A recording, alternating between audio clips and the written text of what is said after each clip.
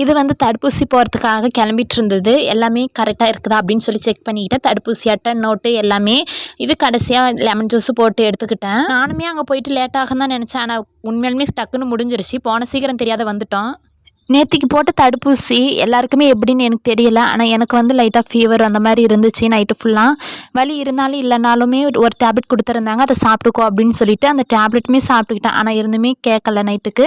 இப்போ ஆனா ஓகே பரவால்ல. மின்னைக்கு காலையிலேயே சிம்பிளா ஒரு சேவல் அடிச்சு குடுத்துருந்தாரு என்னோட ஹஸ்பண்ட். அத வந்து சிம்பிளா அவரே குழம்பு வச்சு குடுத்துட்டு போயிட்டாரு. அதையுமே காலையில பிரேக்ஃபாஸ்ட்டு சாப்பிட்டுக்கிட்டோம். நேத்திக்கு ஈவினிங் என்னோட ஹஸ்பண்டோட ஃப்ரெண்டுக்கு வந்து பர்த்டே. அதனால ட்ரீட் தரேன்னு சொல்லியிருந்தாங்க. எனக்கு என்னவோ எல்லாமே சாப்பிடறதுக்கு புதுசா இருந்த மாரி இருந்துச்சு. இதுவரைக்குமே நான் அந்த பர்கர், பீட்ஸா எதுவுமே சாப்பிட்டதில்ல.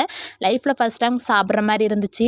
அங்கே பார்த்தீங்கன்னா சூப்பரா ஈவினிங் பார்க் மாரி போட்டிருந்தாங்க. அங்கே ஊஞ்சலுமே இருந்துச்சு. ஃபைனலாக ஊஞ்சல்லாம் ஆடி முடிச்சுட்டு ஒரு ஐஸ்கிரீமுமே வாங்கிட்டு கடைசியாக ஃபைனலாக வீட்டுக்கு கிளம்பி வந்துட்டோம். இன்னொரு விலாகில் பார்க்கலாம். டாட்டா.